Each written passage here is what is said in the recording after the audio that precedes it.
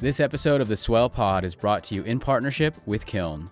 Kiln provides flex office space for teams and individuals. Their all-inclusive set of amenities helps startups, creatives, and entrepreneurs alike get work done. Learn more about Kiln at kiln.co. What does it take to create something that never existed before? What does it take to challenge the status quo? What does it take to change the world? This is the Swell Podcast. We're passionate about the seed of an idea and how it swells into a movement. So take a journey with us as we seek the answers to those three questions through the stories of thought leaders, world builders, game changers, disruptors, and other pleasantly rebellious humans who ventured out into the unknown on a personal journey to do something novel, innovative, creative, or disruptive. Spencer, who do we have? So in today's episode, we chat with Dr. Soni, our good friend that we've worked with for quite a few years. He's an innovation evangelist. He is the founder of Inflexion Point and offers programs on design thinking, strategy, and consulting skills. He is the author of the book, Design Your Thinking, a great book we recommend.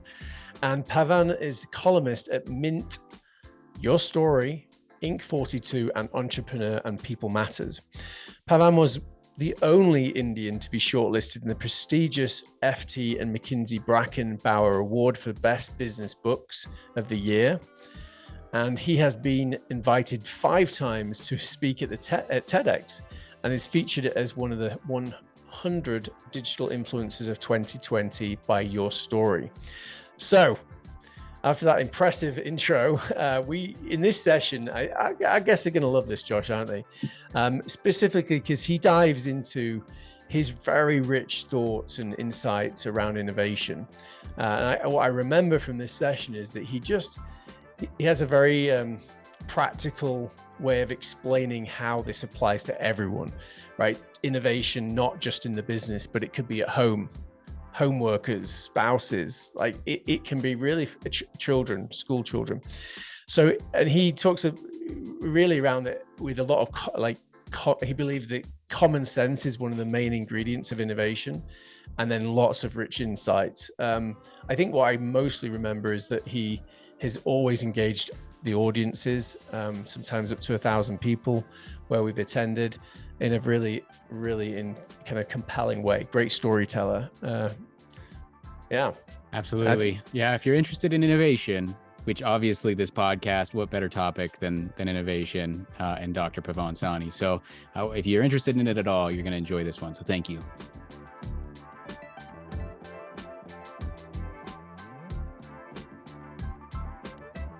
I'm going to ask you, Josh, do you want to kick it off with a great question for Dr. Soni? Because we worked with you, in fact, before in other settings where you've come and spoken in India and in the US, and so it's just great to get together with you again on the Swell podcast. Yeah, likewise. Thank you so much. I appreciate that. Yeah, we're excited to have you. And I think maybe if we were to just kick it off with the first question, like, you know, I'm interested to know how you get into a title, innovation evangelist. Like, how do you get into that spot, and how do you see that? Like, what does that title mean to you? And yeah, just help us understand that. Sure. That's a good question to begin with. So I was always fascinated by this person by the name Guy Kawasaki. So Guy Kawasaki used to be the innovation and the product evangelist for Apple during those days. And when I used to work in Wipro, I always had this belief that there is a huge misconception around innovation. And I thought that if I have to burst the myth about innovation, then I need to really don the hat of an innovation evangelist. So evangelism means 3 things to me. The first is the belief that anybody can innovate. Okay, it's just like how evangelists make people believe in religion. So I need to believe in innovation. So the first belief is anybody can innovate. The second thing is innovation is not about technology. It's not about product. You can innovate in any space. You can be a homemaker and innovate. You can be a school going child and you can innovate. You can be a medical professional and innovate. So innovation is for anybody and everybody. And third thing is innovation is very systematic. It's not ad hoc. It's not commonsensical. It's not rocket science either. It's somewhere between common sense and rocket science. And I was lucky enough that my organization previously gave me the title of Innovation Evangelist, which I could have on my card. And then I went about across the country from length and breadth of country. I went to schools, colleges, organizations, hundreds and thousands of people I got to meet outside of my organization with a single agenda of influencing them and teaching them that innovation is as common as intelligence. Creativity is as common as intelligence or knowledge, except that most people do not see it that way. And that's what motivated me to do my PhD eventually, which was again focused in innovation culture. And eventually I went on to start my own consulting. That's called Inflexion Point. So for a very, very long time now, I have been in the mode of evangelism, primarily around making people believe that innovation is something which is commonplace and not exotic. That's been a belief for me. Yeah, I love that. And so Guy Kawasaki, kind of, I think, sparked that. Was there anything even earlier for you that said, that kind of got you really passionate about innovation specifically? And it was like, this is kind of what I want to pursue in my life. Was there anything that stands out as that moment, or a series of moments that kind of got you to that point? Yeah, so from a very early childhood days, some of the people whom I admired include Edison. So Edison was a person whom I've always looked forward to, not because of his ability to think differently, but his ability to influence the entire ecosystem around him. And that's very, very critical. So he was a great experimenter. He was a great thinker. He was homeschooled by his mother. And he had a very troubled personal life. But then what he went on to do with the society at large is, I think, enormous and amazing. And then, of course, a few of the people back in India who did enormous amount of contribution to science and technology. Very early childhood days, I was influenced by scientists, mathematicians, engineers, and that's what motivated me to actually do engineering. I wanted to be a nuclear physicist to begin with, but I somehow could not get into that. So I settled with engineering, then did my industrial engineering post that, and then did my PhD in the space of innovation management. And I continue to read and write. So I think some of these people really shaped up my love towards technology and innovation. Yeah, that's great. And you mentioned reading and writing, and it might be a good time, like now that we've kind of set some context about innovation evangelist and breaking down some of the myths around innovation. So you've also written a book, Design Your Thinking. That's right. I'm imagining it I haven't had a chance to read it yet. I want to. It's on my list. But I'm imagining a lot of what you just kind of broke down is within those pages. Do you want to just kind of give everybody listening some insights into what they might find in your book? Yeah. So this design your thing, as the title suggests, the whole thrust is on how do you become a better thinker? How do you become a better problem solver? And there are three key reasons why I wrote this book. The first is whenever we talk about, innovation, creativity, or even design thinking, the discourse is heavily dominated by the Western hemisphere. We still talk about same old examples of Apple, Amazon, IKEA, IDEO, Southwest Airlines, Walmart, but we do not have a lot of good examples from India. And somehow people believe that design thinking cannot happen in India.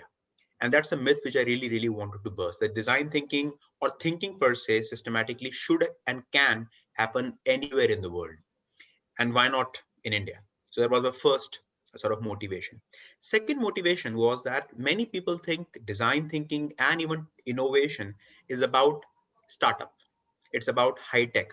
It's about products. Whereas a lot of innovation actually happens in customer engagement, employee motivation, process improvement, experience management, uh, and things of that sorts. And I think if we can bring that perspective that you can be creative in any space, that was my second core intent. And the third intent was I have been for the last 16 years now, and close to 450 workshops I have done in the space of problem solving and design thinking. And every single workshop which I did, including the one with American Express, for example, every single workshop which I did, the sinking feeling which I had at the end of the workshop is what happens next. These amazing ideas which are on the table, what do people do with these ideas? I'm out of the scene and I have no idea about this black box, the organization. So I thought that how do we scale these ideas forward? So taking these ideas after the workshop in my absence so that people have something to fall back on. Number two, bursting the myth that innovation is about what the Western hemisphere thinks about.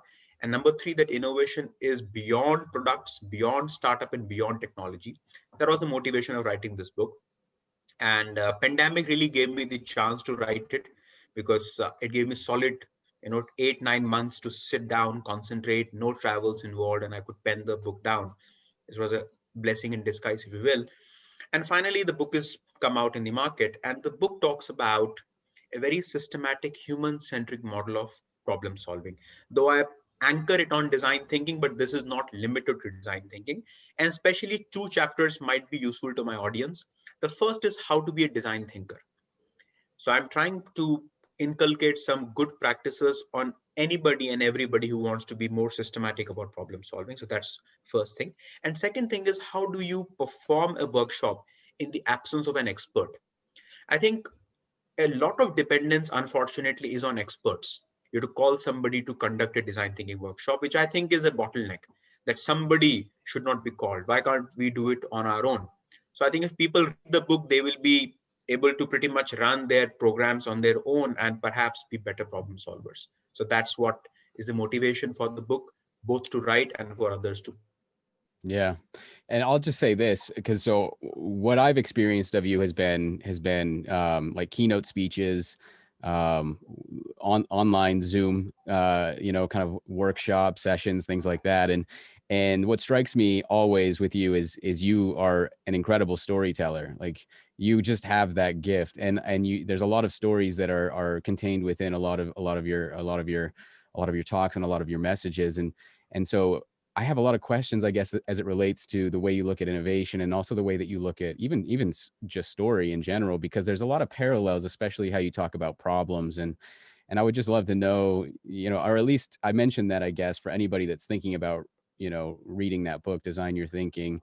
I'm sure that there's a lot of really great stories in it, and it's probably a super easy read because of those stories, an engaging read. But where does that come from for you? The story component. Have you always been a good storyteller? Has that always been in your nature, in your bones? Or yeah.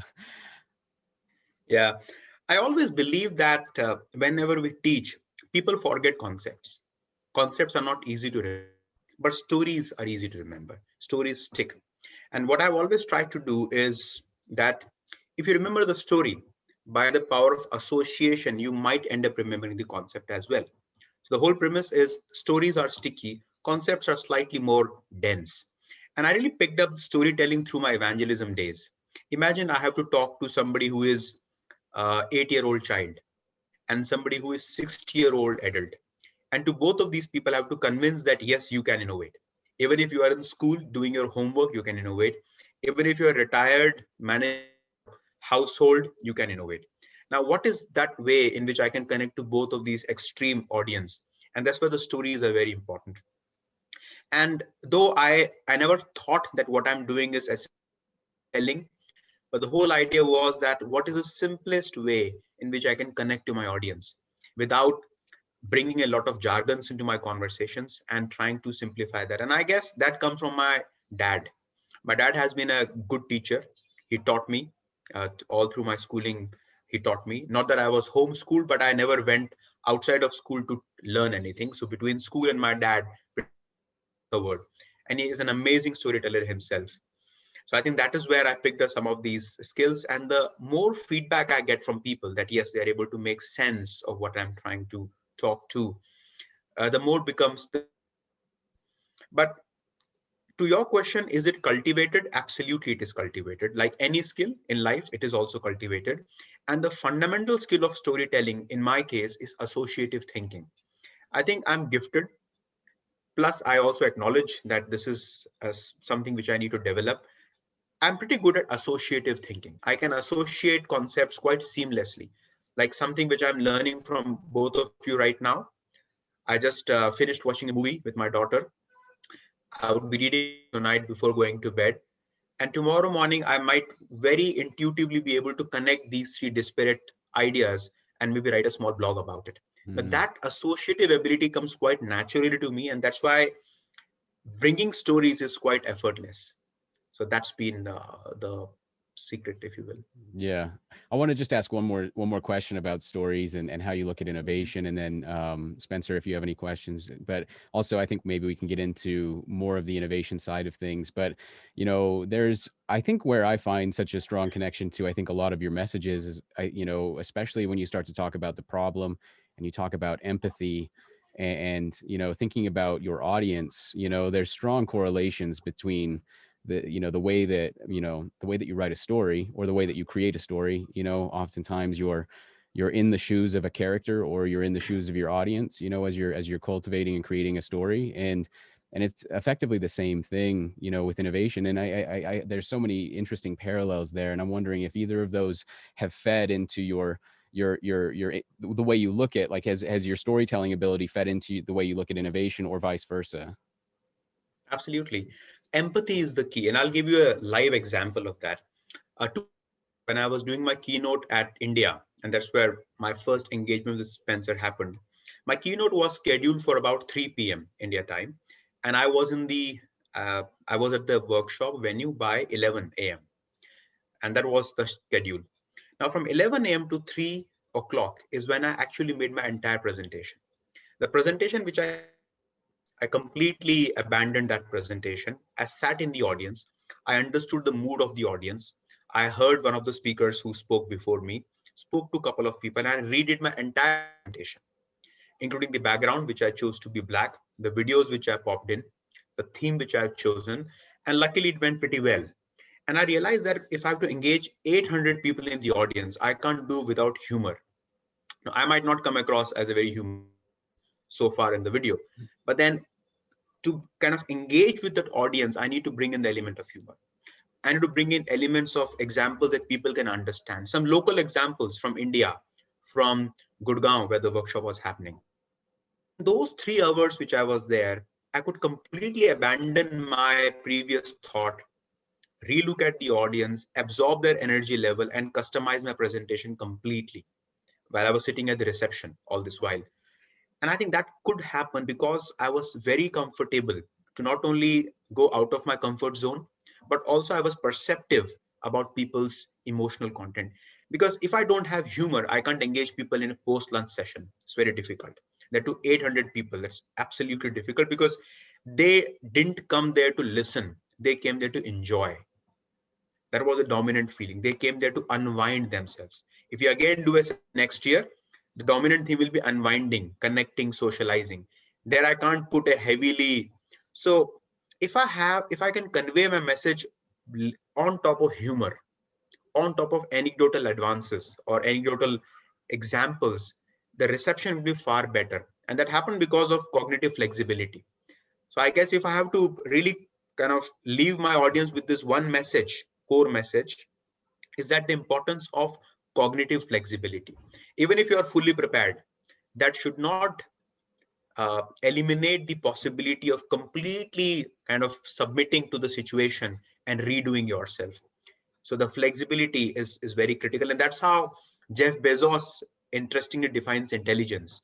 What Jeff Bezos says is the highest form of intelligence is when you are able to relook at your own assumptions, because you have a very strong assumption basis some proof, some reality. But then unless and until you're able to relook it, question it, you're not as intelligent as you would like to be. So I think that's what helped me at all times. Yeah.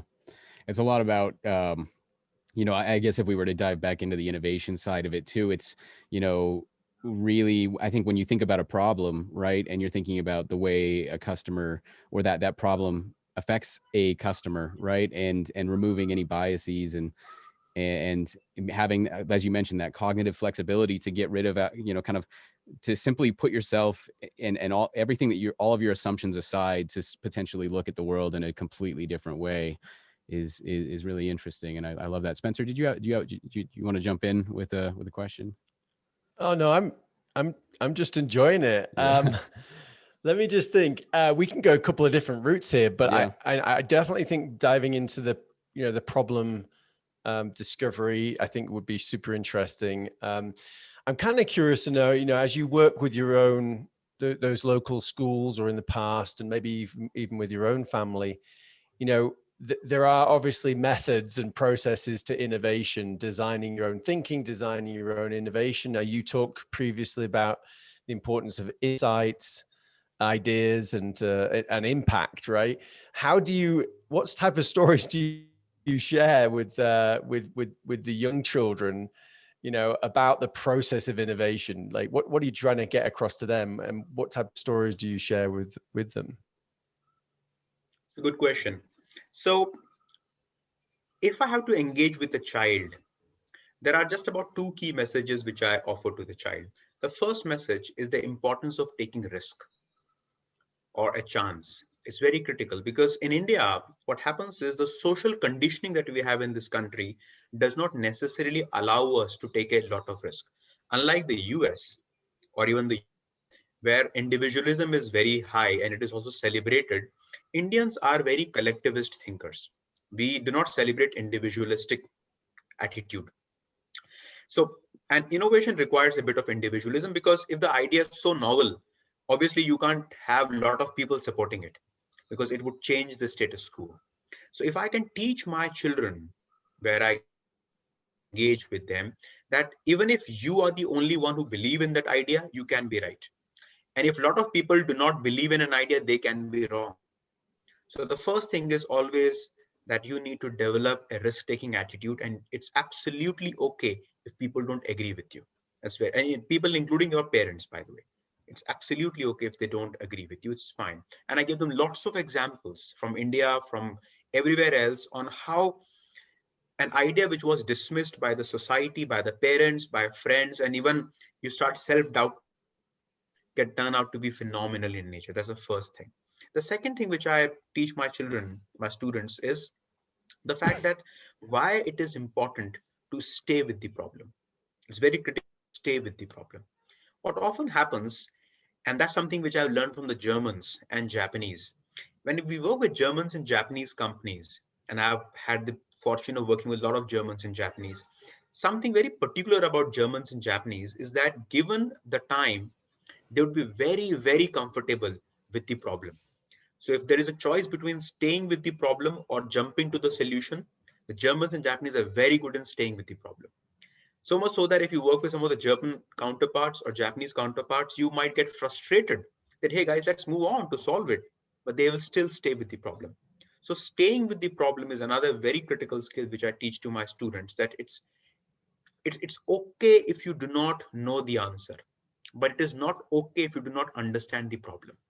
So if I have to reduce my discussion to 2 points, the first is being individualistic, taking risk about an idea, even if you don't have people supporting you. And the second thing is being comfortable with the problem space.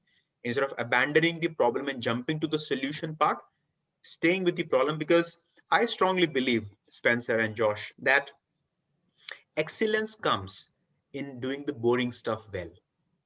Anybody can do exciting stuff. There's no big deal in doing exciting stuff, but not everybody can do the boring stuff. And the boring stuff is to cross the T's and dot the I's. And that's, if children can learn that from an early age, that they need to learn to enjoy the boring stuff, they can possibly do wonders.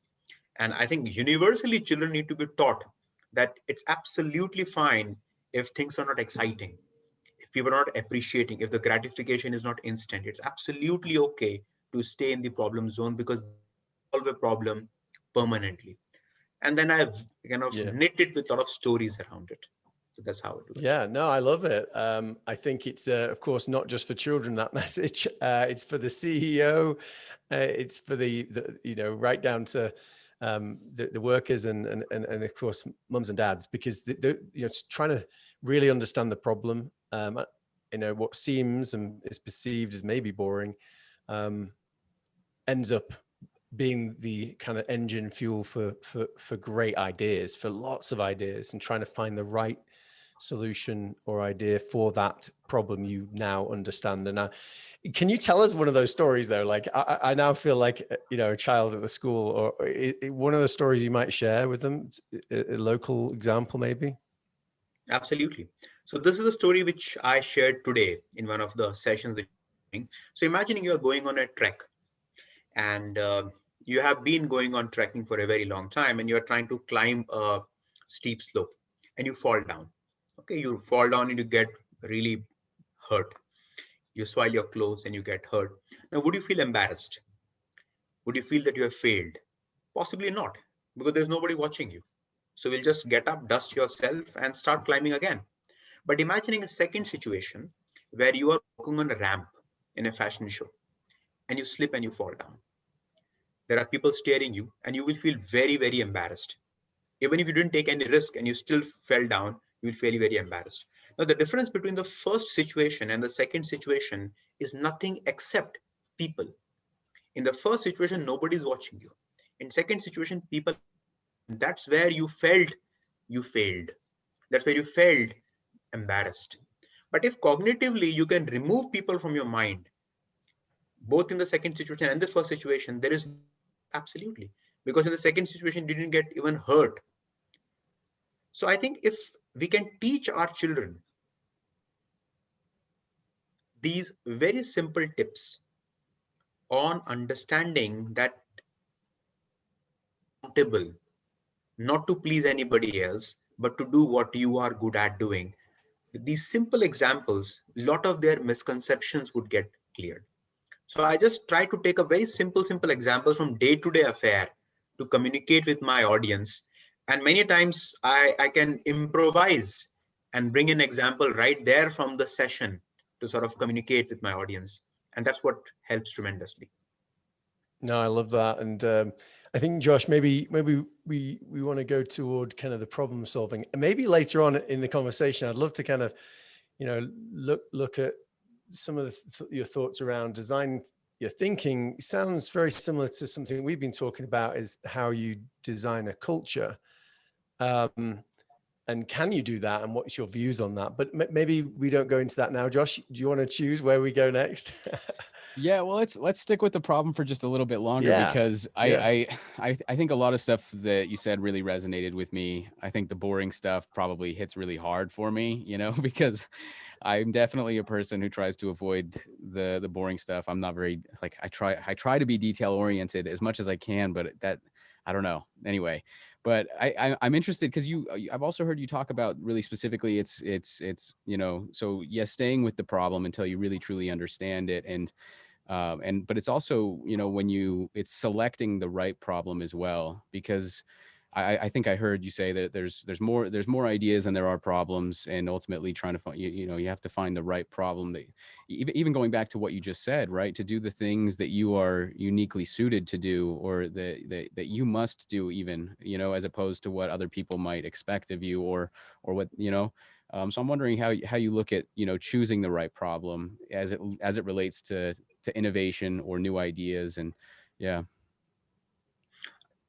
I strongly believe that once you cross 30 years of age, you need to be very clear about what is that something which you can do unique to people in the world.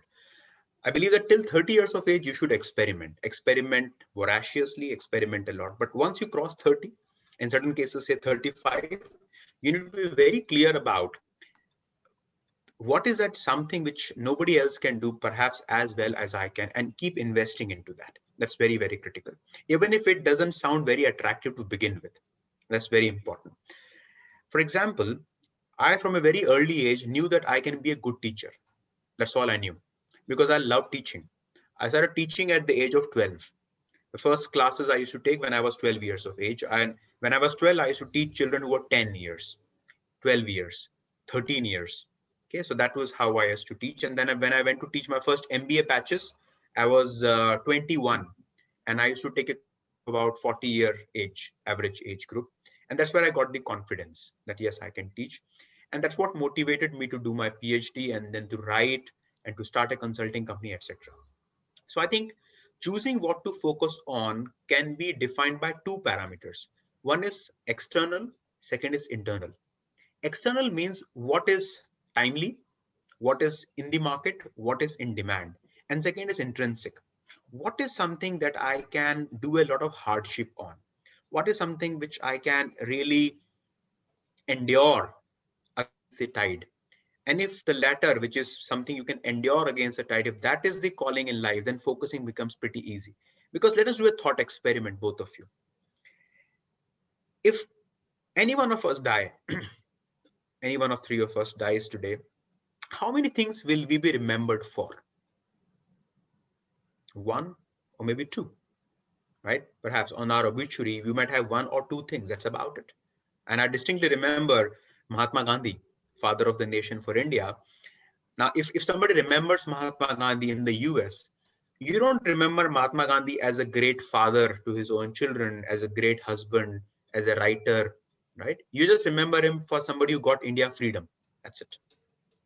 Now, if somebody like Gandhi gets remembered for one thing, most of us would be remembered, if you're lucky, for one thing. If you're lucky, by the way, not for two or three things, which means that it's worthwhile to really dedicate our full throttle onto that one thing which you would like to be remembered for. I'm not talking, I mean it. And then keep investing into it.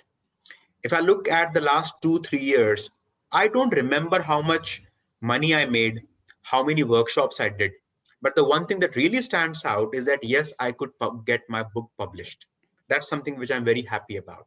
And that's something which took time, and I can't keep repeating it over and over again. I can't keep writing a book every year. But I'm very happy that I could finish my PhD, defend my thesis, get a book published. These are two things which I'm very, very happy about. And they took a long time. PhD took me 6 years to finish. Book took me 2 years to finish. It was a long period of time, and I could do that stuff well.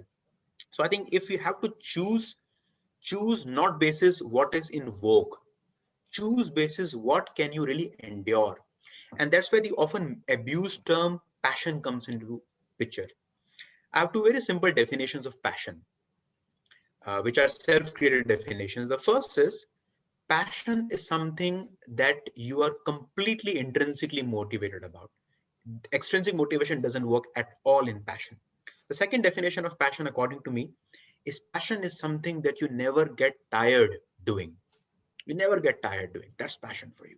Even if people say that you should take a break now, you don't feel like taking a break, that's passion. So passion should be the driving force of your focus and not what people say or what is in the demand. So that's how, if you can have a calling in life, focus should be quite easy. That's my view. Yeah, that's interesting. And it makes me think about, you know,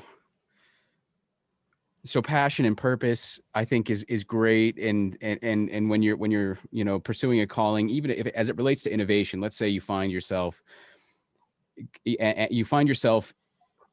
a problem that's so core to what maybe is your calling or your mission, you know, and your passion in life. But then on the other side of it, you also have, you know, very specific problems that relate to, let's say, people who work within a company, and they're solving problems that maybe they don't find a lot of passion into. And I think that's where, you know, I'd love to know your thoughts on that, because I think that's where the empathy comes in, and finding passion in the empathy for others, I guess, and their specific problems.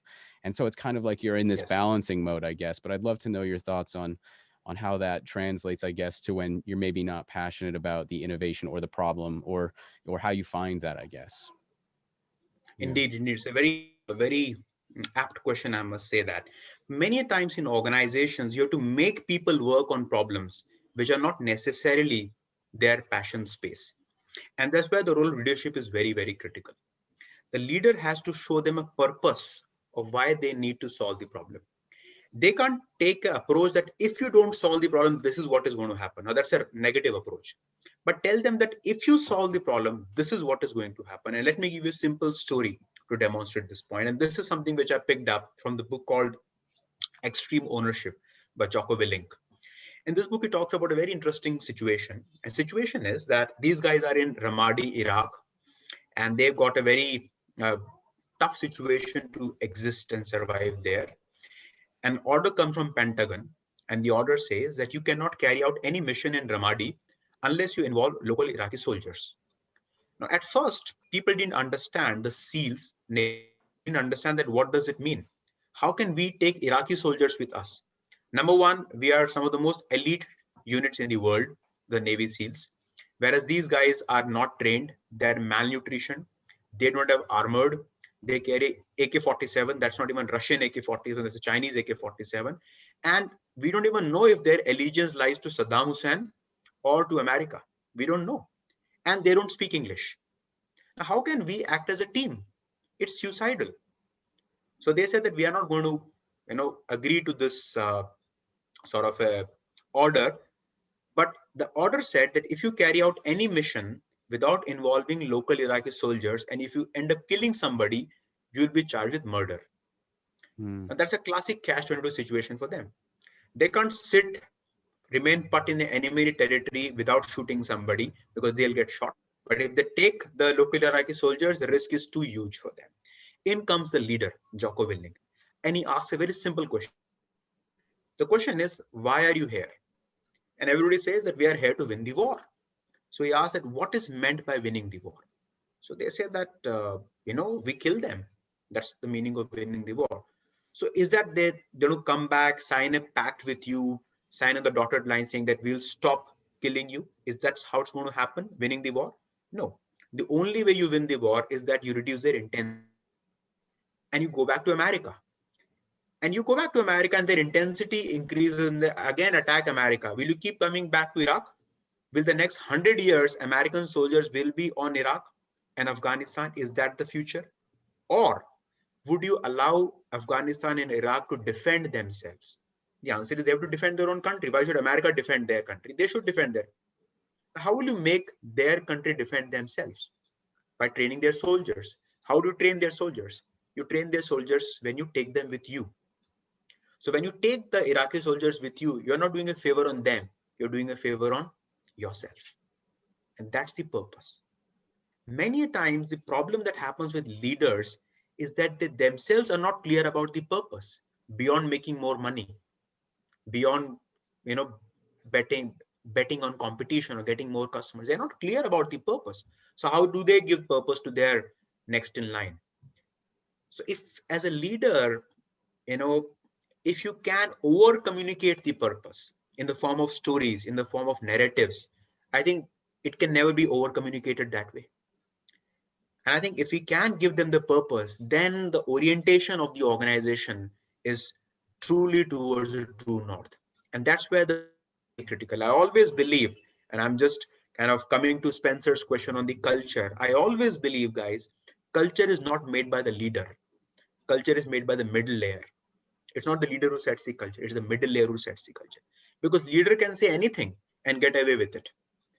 Leader says to the external world, but the middle layer, through their daily act, through their routines, through their behaviors, incentive mechanisms, their language, vocabulary, is where you set the tone on a daily basis. And that's what people believe. People don't believe the CEO. People believe your boss. What is my boss behaving like? And that's where the middle layer or the middle act, which is not being discussed. I don't see many books written on general managers, a lot of books on leadership, not many books on vice presidents, general managers, presidents. So I think that is where setting the purpose right can be the real game changer. And interesting. Can I just then ask, well, a couple of things. So why is it, do you think, that leaders don't necessarily do what you just described around clear, inspiring, often repeating kind of the purpose and the vision? Why is that? What's the root of it? And then maybe just a piece on what you've just said, and just to kind of clarify. So I believe that it's the middle managers, it's people on the ground as well that can actually influence culture, but absolutely the leader as well. Are you just saying because of the volume of middle managers and their teams below them that they can make the most impact? Or are you saying actually, leaders are just, it's really not, they really can't influence strongly culture?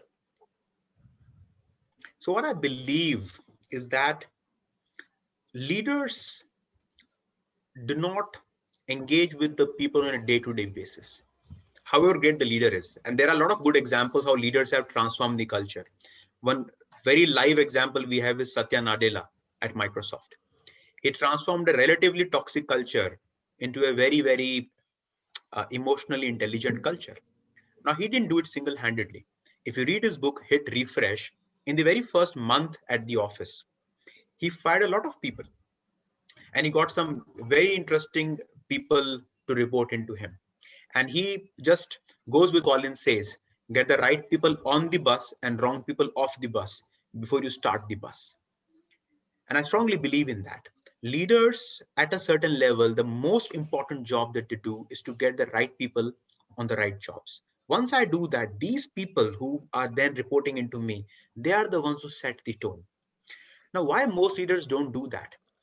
I believe there are three reasons why I believe most leaders don't do that. The first is they do not think it is important. They simply think that if I show people money and if I show people more money, that should be sufficient. If I somehow link doing something more with getting paid more, that kind of a mindset should be very sufficient. But I don't think so. Game-changing innovations do not happen this way. You would manage the show, but you would not transform the proceedings with that kind of a equation. That's the first major insight. The second thing is that they do not use storytelling as a mechanism as effectively as they should. They use PowerPoint presentations as a mechanism. They use hard code data as a mechanism. That, okay, we were X dollars last year, let us do X plus delta X this year. Our attrition number was 10% last year, let us do 8%. People say, why? I mean, why should 10 be bad and 8 be okay? Why do we have to grow at this compounded growth rate every year? Unless and until leaders are able to translate these cold statistics into narratives, it's going to be very difficult. And the third thing is that they do not incentivize people to follow the new model. And what I mean by incentivization is not only money. I think a lot of different models of incentive and creative ways of incentivization are very required. So I believe that it is important. Power of stories beyond data and beyond facts and the incentive mechanisms are the three means by which you can really transform people. And we see it all the time in successful organizations. Yeah, I like that, Josh. I think we've had lots of conversations around kind of this area. And I liked particularly the piece around, leaders. I mean, I think leaders have to be culturally aware, really have, strong opinion on what culture they want to build. And if they do so, they can actually then hire for the future culture, hire those people that can actually help influence. But yeah, I love the piece just around how leaders, they're very analytical often, and they know the subject incredibly well. And I think many people, including leaders, don't really like to repeat themselves over and over again. If you understand it, why would you need to explain it? Or if you think you understand it. But I think, maybe some fundamental storytelling, compelling stories would be a great skill to influence leaders. But yeah, Josh, what are your thoughts around this? Because where do you want to go next? Yeah, well, I have so many thoughts about the topic of, I mean, so this specific topic, like I was, I think about, I don't even know where to jump in, but I will say there was, it makes me think of story in an like the way that for some reason my mind just kind of goes back to story, but it's, there's the saying of, show, don't tell. And I think as it relates to culture and as it relates to leadership, I kind of look at it in the same way. I think the way that you have to be specific about your vision, what are you actually striving for, your purpose and your mission for the organization. I think in the same way, I think you have to be very specific and clear about the values, that encourage the right behaviors that get you to that vision. But going back to the show and versus tell, it's kind of like, as long as you're really specific and clear about it, I think the responsibility then at that point is to just make sure that you're showing those behaviors through your actions and behaviors. And but it was really interesting. I was listening to this other podcast, Design Better. I talked about this a little bit with you yesterday, Spencer, where they talked with Brian Chesky from Airbnb. And they talked about, the whole first half of that podcast was a lot about, interestingly enough, I think culture and vision and values. And they talked about the Super Bowl ad that they did. Basically it was like they drew a line in the sand as far as where their company stood, because there was a political thing happening out in the world around the building of the wall in the United States, and Airbnb, their values reflect back to the idea of belonging. You can belong anywhere, and that statement of this wall was so against, I think, the values and the culture of what Airbnb stood for, that it felt like it was the right time for them to stand up. And what that commercial, as I think about that commercial, what it kind of represented was the vision and value, but showing and not telling. And it was really interesting because he related what happened after that as something that was of course expected. Like, some people were very happy about it, and some people were on the opposite side of the spectrum and very angry about it. And the way Brian worded it is, he was like, well, maybe those people, aren't the right people for Airbnb, And so immediately, by setting that vision, setting the things that you stand for, the culture of both your organization and the culture of your brand, it's like all of a sudden the clearness, the clarity in that is all of a sudden you start to attract the people for your culture as well, right? That are going to resonate with that culture. And then all of a sudden the people who might not fit that culture kind of get out. So there's a lot of value to advocating with very, very clearly and specifically your vision and your values. I don't know. That was a little, and living it living it. Right. And I love, it kind of goes back to that passion thing as well, because you're basically, you're going to have customers that are more passionate about your brand, right? Because you stand up, and yes, you'll lose some, you'll gain some, but the ones that you gain and the ones that you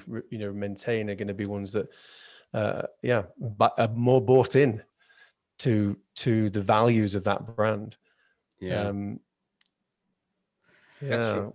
So yeah, I think, it's interesting. I think when we talk about the problem, being really specific about the problem, I think is interesting. And I guess, the other thing that I've heard you talk about that I would love to just get more, have a conversation about is, you talked about once, designing what else versus designing what less, and being really clear and I guess even, specific about what it is that you're designing for and solving for. But yeah, I don't know. Could you talk to that point a little bit? Would that be all right? Absolutely. So for a very long time, our understanding about better design has to be more. And the model that comes to my mind is FAB: features, advantages, and benefits. We somehow start to believe that more features means more advantages and hence more benefits to the customers. But if I look at the evolution of design over the last 2 decades or so, it has been that interestingly less features might have more benefits. And a very simple example is the remote of Fire TV stick, Amazon Fire TV stick. I was just having that remote in my hand right now. Compare Amazon Fire TV stick remote control with your TV remote. It's a huge difference because it has more features, but it has it has less features actually, the Amazon Fire TV stick remote, but has more benefits. So I think this fundamental shift, instead of adding layer by layer, if you can start to remove things layer by layer, that is going to be significantly different.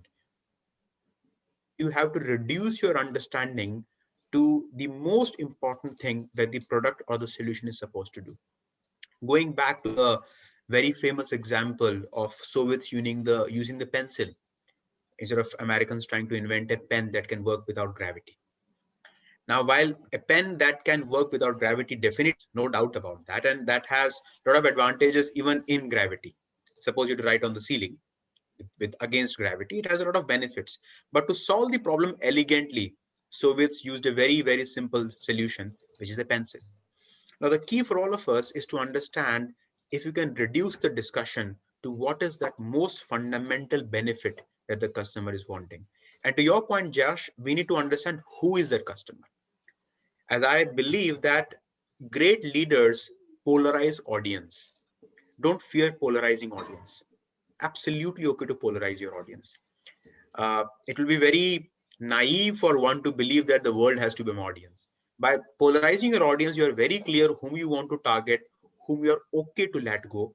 And for that particular segment whom you are trying to target, which can be as good as a niche, small niche that you have in mind, you need to understand the benefits, then the advantages, then the features.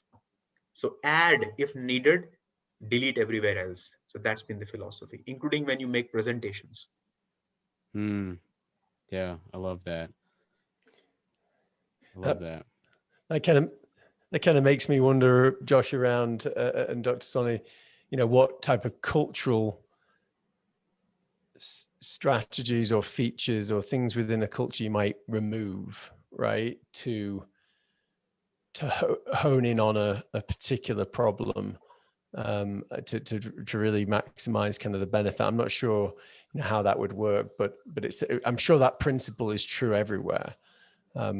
As we target problems, even culturally, if you're trying to build an innovative culture, what needs to go, what needs to be taken away, so that you can be not just streamlined, but focused more on the things that will generate the desires and the behaviors you need to see. Absolutely. So let me give you an example to demonstrate this particular cultural aspect. Imagine you're driving a car. Now there are two roads. Okay, both are huge roads, very well made. Road A and Road B. Road A doesn't have any dividing line. There is no markers on the end of the road. There's no dividing line at the end of in the middle of the road. Road B has proper markers and proper dividing line. Which of the two roads would you be able to drive faster and with greater confidence, A or B? Go ahead, tell me. The one with lines? B, the one with lines? Yeah. Spencer, what do you say? Yeah, I agree. Same thing, lines. And why? Why? Well, yeah. My mind went to this example that I think your brother shared once about this idea of like, children playing in a park, right? So children are playing in a park and, there's no fence around the park. It's this experiment. How far away do the children get from the parents, right? In the example where there's no fence around the park, let's say the children venture out 10 to 15 feet away from their parents. Now you put a fence around that park, and all of a sudden you say, okay, go wherever you want, kids, and all of a sudden the kids are venturing out further and further and further away from their parents because they know where their boundary is. They know where they can't go beyond. And I think that's kind of the same concept. The lines create the boundaries, and we're actually really more comfortable, I think, operating within certain boundaries. We feel safer. We feel like creativity, even, a lot of people believe that that creativity is much more effective within constraint. And so, yeah, anyway, that's a long response. Yeah. So B.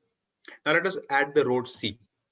Road C is just like road B, dividing lines, markers, etc. But in road C, there is another dimension that every few meters, right, there is a placard, and the placard reads, now you should be on gear number 3. Your speed should not be more than these many miles an hour. Watch out for the turn. There might be some animals crossing the road. There might be some cyclists that you might expect going forward. So this is useful information being put to you every few meters. Now, which of those would you be able to drive more confidently and with a greater speed? A, B, C. I have more thoughts, I guess, because I think it depends on, I would look at those signs as like, it depends on when they're occurring, I guess. Like the way that I would think about it is, it's like, as long as that information is happening along the journey at the right point in time, right, which usually tends to happen. You see a deer crossing sign or something where there's probably been known to have deer crossing, but you're not receiving all that information at once, which I believe is what you're talking about, right? But yeah. So again, I would argue that, again, just more information, more insight into the road that you're driving on is best, as long as it's happening at the right time. Yeah, good point. Yeah. Now, the whole intent of the information is to assist you. Many times what organizations end up doing is they give you so much of information so that you don't end up making a mistake.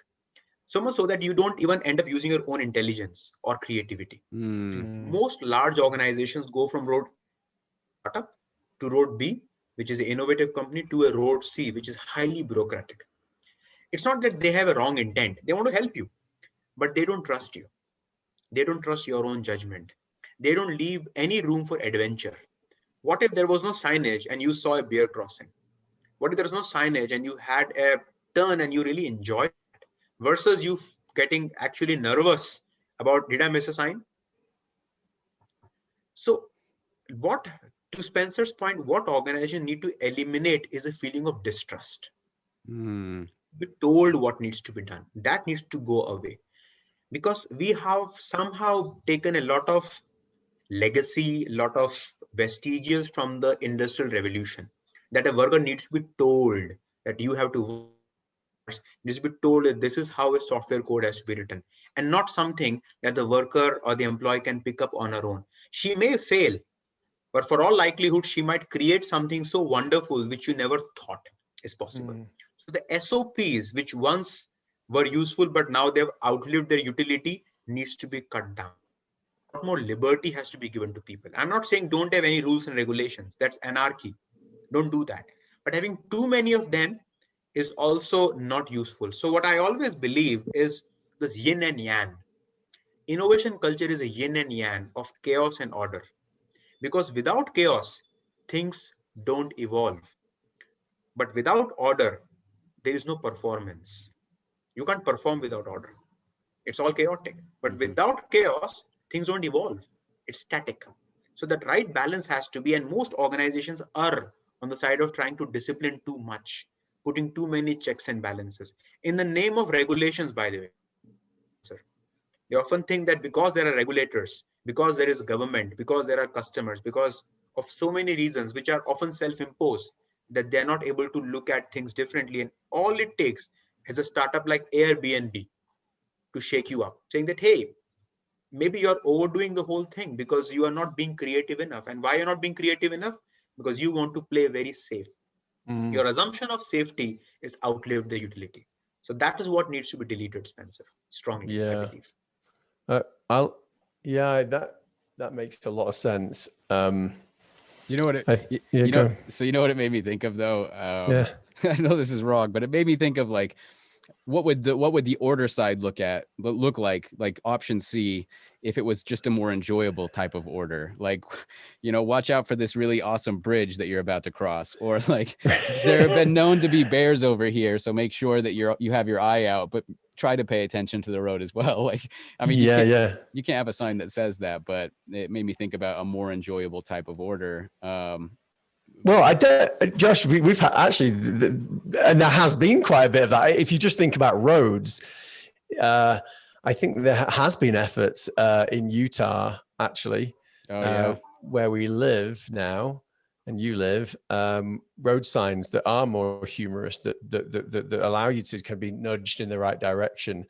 But I love that example, especially the bears one and the bridges. I think there could be a lot more of that, but within an organization.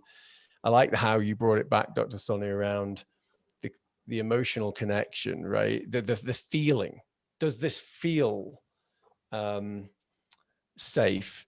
Can we safely innovate? Can we safely take risks? Can we safely fail? Because we talked to Darryl Rigby, who wrote Doing Agile Right, and he makes this argument: you have to have a balance between culture and process, or culture and bureaucracy. You can't fight the system. You got to work together. But yeah, it's the same thing, right? Yin and yang. You've got to be able to find that right balance, but continually trying to ask the question: how does this make people feel? And how does this make people act? And just make tweaks. Yeah. I like that. Yeah. So thinking about then, from your experience, Dr. Soni, the trust factor, and what you look at in terms of innovation, what have you seen? Like, I'm thinking about large scale organizations, right, that are really heavily baked into that order, right, and who are looking at organizations that are coming up that are threatening their space, right, that are coming up and are operating in this really quick kind of dynamic relationship between probably more chaos than order, but they do find order at times, but they're innovating incredibly quickly. And so looking at the idea of trust in terms of like larger organizations and breaking some of those habits down, what have you found to be some of the more successful ways? I mean, is it like the principles of design thinking and just simply changing the way that you're thinking and trying to get more people to operate in that method and that mode of thinking, while also building the right systems within your organization to enable that? Or I don't know, what have you seen? Yeah. So the first thing is that the culture overhauling cannot happen for the 100% employees. There is a tipping point, and the tipping point happens at 30%. Now, if you make all the people in the company creative, I think it will quickly turn out to be very chaotic. Creativity for everybody means different. For a front employee, creativity is different than from an R&D professional, than from a service executive. I think the tipping point is 30%. Once you are able to convert 30% of your employees into the new way of thinking, the avalanche will start. That's a tipping point. That's the first thing that we need to realize, that many times leaders make this classic mistake that I need to train everybody on design thinking in the company. That's not the right approach to do. Don't train everybody. Maximum train 30% of your workforce and let them train the remaining 70%. That's it. If you think that 30% is trained or educated or is using the new vocabulary, that's done. Let them start the ripple effect. Because I'm more likely to follow my peer than my leader if there is no external motivation. Because I would have this vicarious learning from my peer group than what my supervisor asks me to do. That's very important at a psychological level. The second thing is the size of a team. Malcolm Gladwell writes in his book that why 150 is a right number. Any team which is bigger than 150 in size, any organization which is bigger than 150 in size, starts to dysfunction and starts to break down. And whether it is about military organizations, both social, political, economic organizations, 150 seems to be the magical number. So if large organizations can start creating subgroups no bigger than 150 in size and provide autonomy as if this is behaving like a mini CEO with its conduit, I think that might work remarkably well. And that's what Amazon did with Zappos. Now, Amazon acquired Zappos in 2009 or 10, I believe, but they allowed Tony to run the company for the next 10 years. And it's remarkable that the kind of autonomy that they allowed Tony to have for such a long period of time. It's unfortunate that Tony is no longer with us, but it's a remarkable story on how this single idea of pursuit of happiness, or delivering happiness as he used to call it, it was allowed by Jeff Bezos, who otherwise seems to be a person who is very productivity focused, right? So it's a credit that goes to that gentleman and to Tony as well in terms of allowing that chaos to reign. So I think if I have to reduce the discussion to two key points, the first one would be the optimal team size, and the second is the tipping point. Don't be in a rush to train everybody. Like many companies did that, isn't it? Six Sigma training, black belt, green belt, Six Sigma training. Now, creativity is not like Six Sigma. And there's a very fascinating research available to us about that how 3M went about training its employees on Six Sigma. And in the pursuit, it sapped creativity out of this legendary organization. And that's for everyone to see. So I think leaders can be cognizant about picking the right people, training the optimal number, and breaking the organization into smaller pieces. I think culture can be transformed. Yeah, that's a great answer. I don't know. I was also thinking about that on the flip side, from like a startup standpoint, where there might be the inverse side of that, right? You might see a much higher preference for the chaos of what, because you're so aligned to, I think, ideally what this vision and the problem that you're trying to solve within a really tight group of people.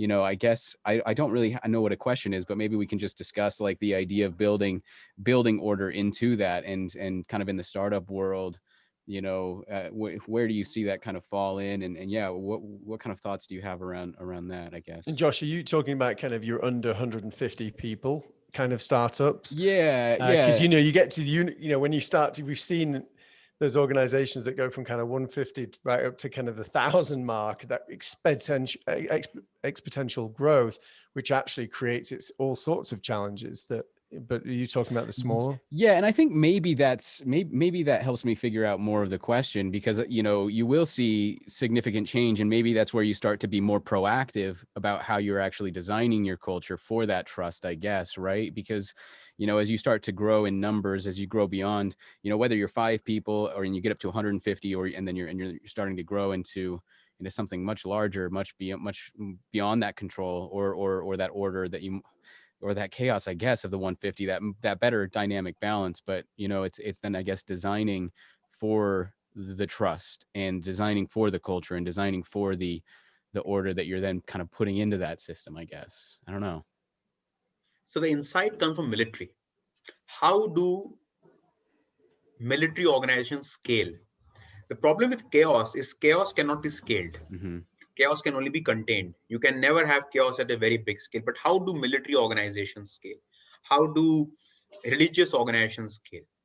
The way they scale is by replacing individuals with something which is bigger than the individual. And that is the purpose. Let me give you an example of a hospital down south in India called the Arvind Eye Hospital. Now, this hospital was started in late 1970 by a person by the name Venkatappa Govindaswamy. And he started this hospital when he was 60 years of age. Now imagine starting a company when you're 60 years of age. Most people retire at that age, but then he had the vision of starting a hospital. A very simple vision statement. I love it for the simplicity of the vision statement. 3 words: eradicate needless blindness. That's it. Eradicate needless blindness. Now, I happened to visit this hospital a couple of years back. I was in Madurai doing a workshop with a company, and I visited this hospital. So I took a tour of the hospital, went about talking to the nursing staff, doctors. I actually saw some of the operations being performed in the operation theater, and I came out. So I asked this gentleman that many doctors leave this hospital, but nurses don't leave the hospital. So the employee turnover at the nursing staff is very small, but the employee turnover at the doctor staff is very high. And I didn't understand that. Why so? It was a puzzle for me. Are you not paying them well?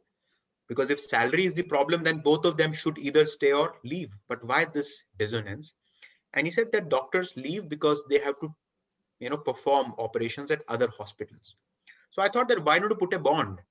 You should not allow them to leave because you're investing too much in them. And he very politely takes me to the vision statement. And he makes me read the vision statement. And the vision statement was eradicating needless blindness. And he asked me politely that when a doctor leaves our hospital, what do you think he is doing? He is eradicating needless blindness. Is he not supporting our vision? The answer is yes.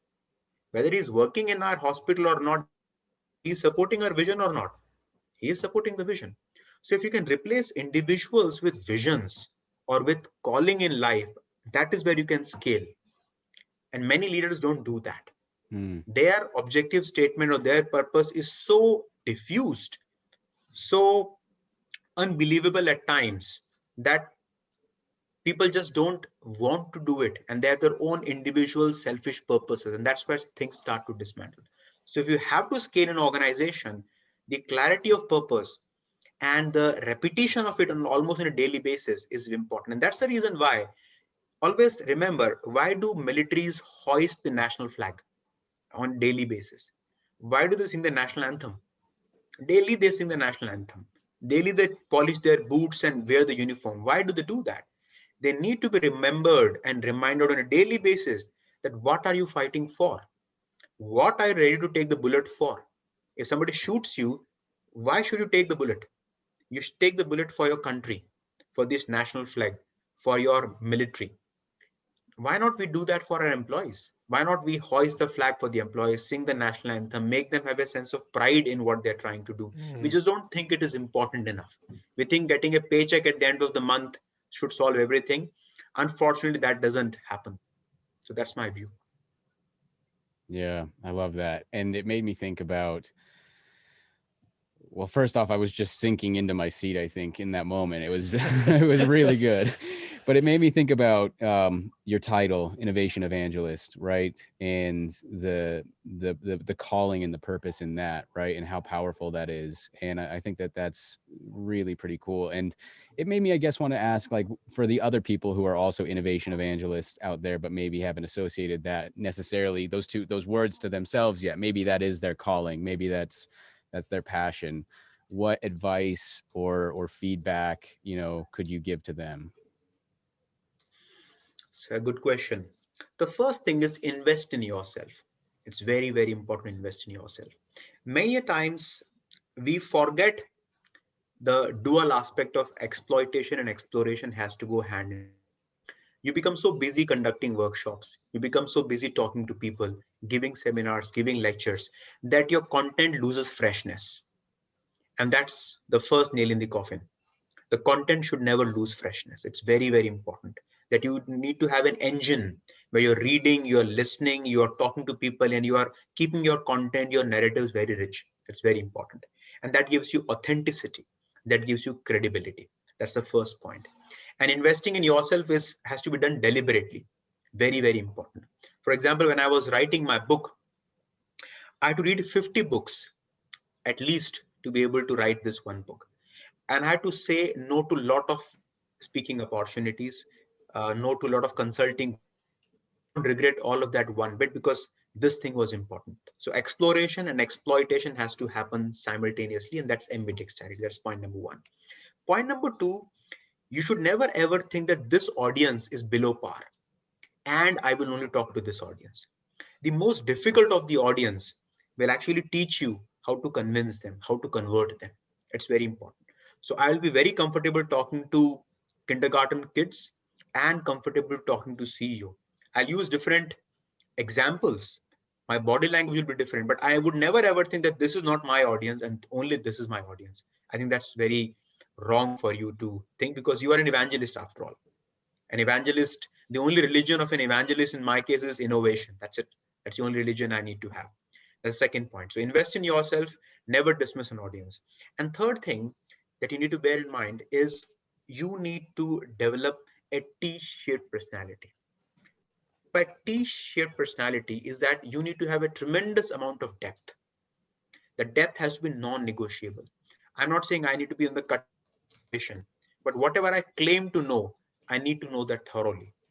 But at the same time, we need to have empathy. And what happens with expertise, and you would agree that expertise often comes at the cost of empathy. The more expert you become, the less empathetic you end up becoming because you are always wanting to give the answer before the question is finished. You want to think ahead of yourself, ahead of your audience, and that's where empathy takes a backseat. So if you can cultivate a sense of empathy by being good listener, by being good observer, and by delaying your judgment, I think you can really do well as an evangelist. So that's my advice for the audience, Josh. That is, I think that's great. Right. Like I related to a couple moments in that. And I think, we're about hitting time, and I just want to ask maybe one last question just about like, I'm wondering if you, before this podcast started, like, did you have anything that you were hoping to talk about, right? That maybe we didn't get into?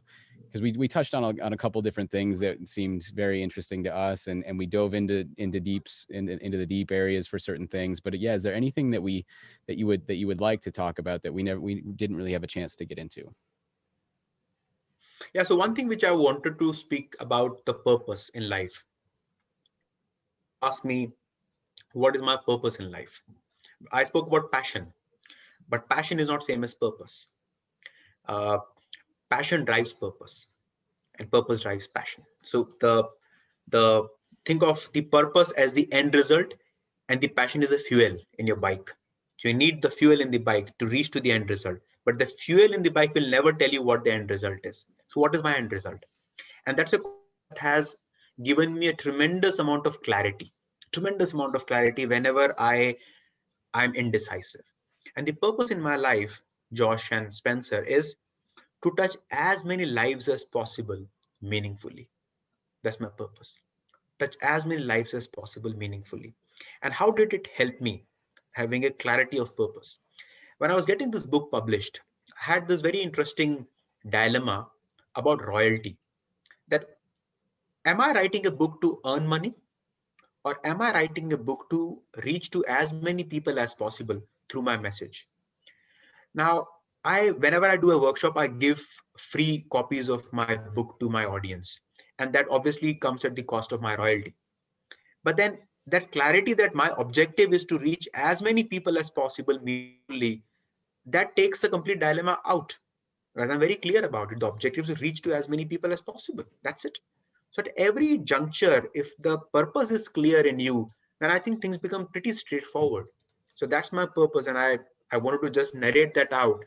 And any decision forward as well would be similarly driven by this purpose, to touch as many lives as possible meaningfully. So that's one thing which I thought might be of interest. That's awesome.